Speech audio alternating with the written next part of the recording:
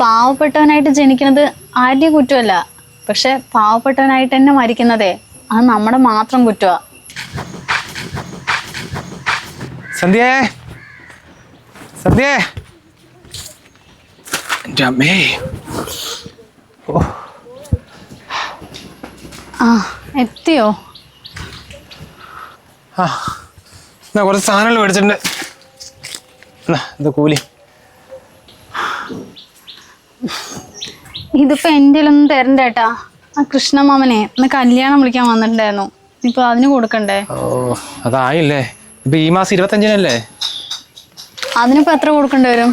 ഇതിപ്പോ കുടുംബം അല്ലേ, നമ്മുടെ കല്യാണത്തിന് 5000 രൂപ തന്നാ. ഇപ്പൊ ഒരു 6000 കൊടുക്കണ്ടേ? സാരമില്ല, ഇപ്പൊ 25-നല്ലേ, അതിനുള്ളിൽ എവിടെന്നെങ്കിലും ഒപ്പിക്കാം.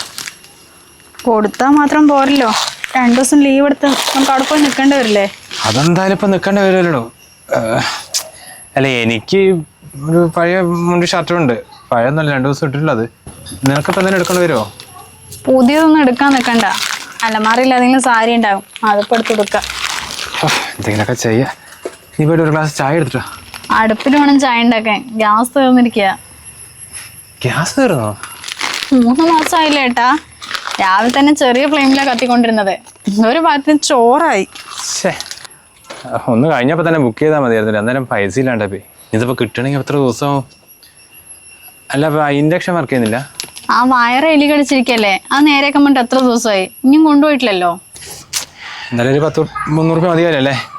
നീ പോയിട്ട് അത് എടുത്തിട്ട് വാ, കൊണ്ട് നേരെയാക്കട്ടെ. ഇനിയിപ്പോൾ അതേ നടക്കുള്ളൂ. ആ പിന്നെ നമ്മുടെ രാധികേച്ചില്ലേ, അവരെല്ലാവരും കൂടി നാളെ ഫാമിലിയായിട്ട് കാശ്മീർ പോകണത്രേ. കാശ്മീരോ? എങ്ങനെയാ പോകുന്നവര്? അവരേതോ ഏജന്റ് വഴിയാ പോകുന്നത്. അവിടെ തണുപ്പും കാര്യങ്ങളൊക്കെ ആയിട്ടേ ജാക്കറ്റും കോട്ടും എന്തൊക്കെയോ വാങ്ങിട്ട് വരുന്ന കണ്ടു. അതിന് മാത്രം 10,000 ആയിന്ന്. അവിടെ പോകാനുള്ള ഡ്രസ്സിന് മാത്രം 10,000? ഈ ഫാമിലി എല്ലാം കൂടി അങ്ങോട്ട് പോകണമെങ്കിലേ എത്ര പൈസ ആകാൻ വേണ്ട? വെറുതെ ഓരോ പൈസ ചിലവാക്കാൻ വേണ്ടി. വെറുതെ ചിലവാക്കൊന്നുമല്ലല്ലോ ഏട്ടാ. അല്ലെങ്കിൽ നമ്മുടെ ജീവിതത്തിൽ എങ്ങനെയാ, ഏട്ടൻ രാവിലെ പണിക്ക് പോകണം, വൈകുന്നേരം കുറച്ച് പൈസയും കിട്ടി അതിന് സാധനങ്ങളും വാങ്ങിട്ട് വരും. എൻ്റെ ജീവിതം അതാ, ഏത് നേരവും അടുക്കളയിൽ തന്നെ. അല്ലെങ്കിൽ നമ്മളൊക്കെ കുറച്ച് കാലമല്ലേ ഈ ഭൂമിയിൽ ഉണ്ടാവുള്ളൂ, അതെങ്കിലും നമുക്ക് ഇഷ്ടമുള്ള പോലെ ജീവിക്കണ്ടേ. ഈ കുടുംബമായിട്ട് യാത്ര പോകുന്നൊക്കെ പറഞ്ഞാലേ അതൊരു സുഖമുള്ള കാര്യമായിട്ടാ. ഈ കാണുന്ന സ്ഥലങ്ങളൊക്കെ നമുക്ക് കാണാൻ വേണ്ടി തന്നെയല്ലേ. പണ്ട് 6ാം ക്ലാസ്സിൽ പഠിക്കുമ്പോഴേ മാമൻ ഒരു ട്രെയിനിൽ യാത്ര കൊണ്ടുപോയിട്ടുണ്ടായിരുന്നു കോയമ്പത്തൂരിലേക്ക്. അതാണ് ഞാൻ ജീവിതത്തിൽ ആ കൂടി പോയിട്ടുള്ളൊരു സ്ഥലം. പിന്നീട് ഫുള്ള് ദാരിദ്ര്യ, അതിലൊരു മാറ്റവും ഇല്ല. ഇപ്പൊ ദാരിദ്ര്യമൊന്നും ഇല്ലാലോ. എനിക്ക് ദിവസം ഒരു 1000 രൂപ കൂലി വെച്ച് കിട്ടില്ലേ? എന്തായാലും ഒരു മാസത്തിൽ 10-20 ദിവസമൊക്കെ പണിക്ക് 20,000 രൂപ കിട്ടുന്നുണ്ട്. അതുപോരെ?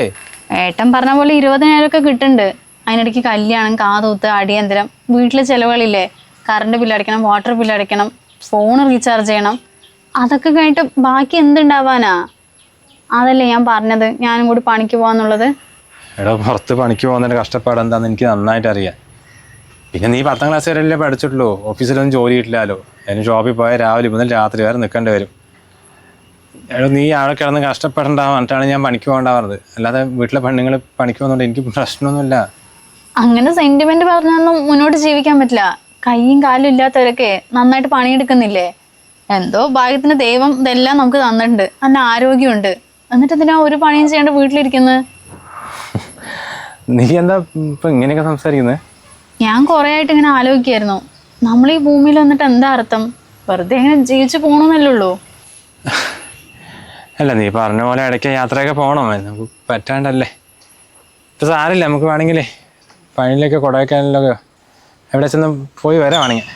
അല്ല, ഈ പറഞ്ഞ സ്ഥലങ്ങളിലൊക്കെ പോകാൻ എന്തായാലും ഏട്ടൻ 5 ദിവസത്തെ കൂലി കൊണ്ടുവരില്ലേ, 2 ദിവസം ലീവും എടുക്കണം.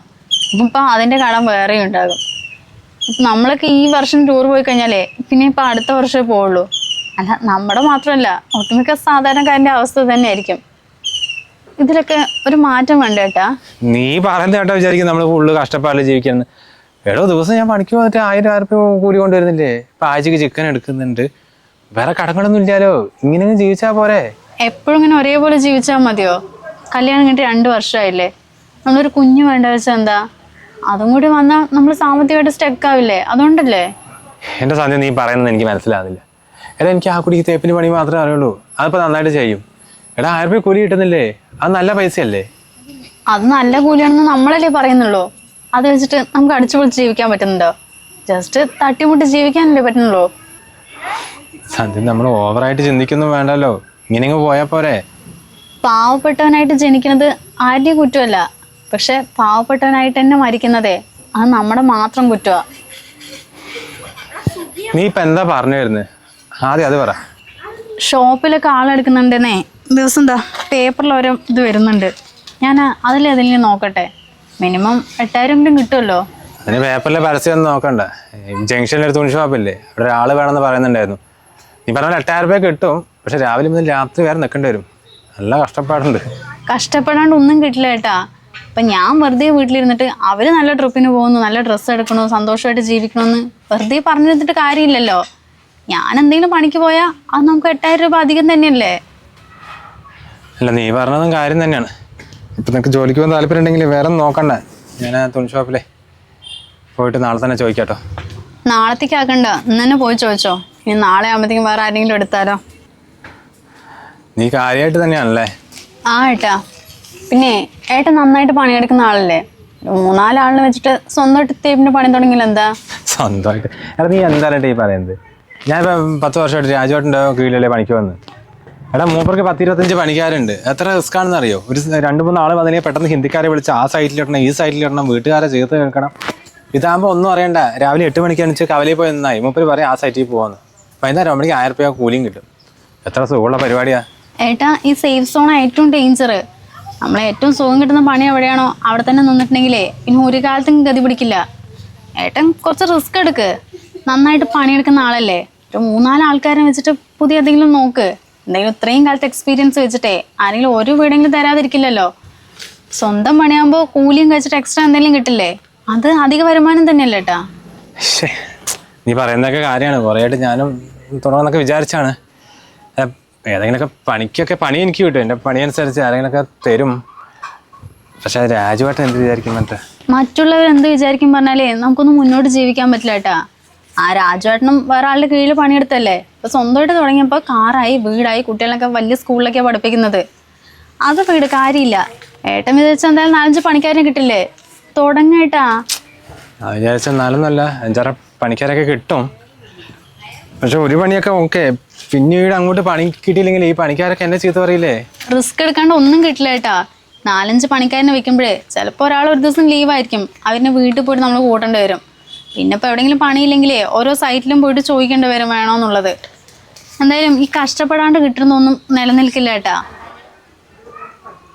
എന്തായാലും സന്ധ്യ ഇത്ര വലിയ കാര്യങ്ങളൊക്കെ ഏറ്റെടുക്കുക പറഞ്ഞാൽ എന്ത് വലിയ കാര്യം ഏട്ടാ. ഇതൊക്കെ എല്ലാവരും ചെയ്യുന്ന തന്നെയല്ലേ. നമ്മുടെ മുന്നിൽ എല്ലാം ഉണ്ട്, അത് നമ്മൾ ഉപയോഗിക്കുന്നില്ല എന്ന് മാത്രം. എന്തായാലും നാളെ തൊട്ട് ഞാനും ജോലിക്ക് പോകും. നമ്മുടെ ജീവിതത്തിൽ ഒരു മാറ്റം വേണ്ടേ. ഞാൻ പോട്ടെ, നിന്റെ ഷോപ്പിലെ പണ്ട് കാര്യം ഇപ്പം തന്നെ അന്വേഷിച്ചു തരാം.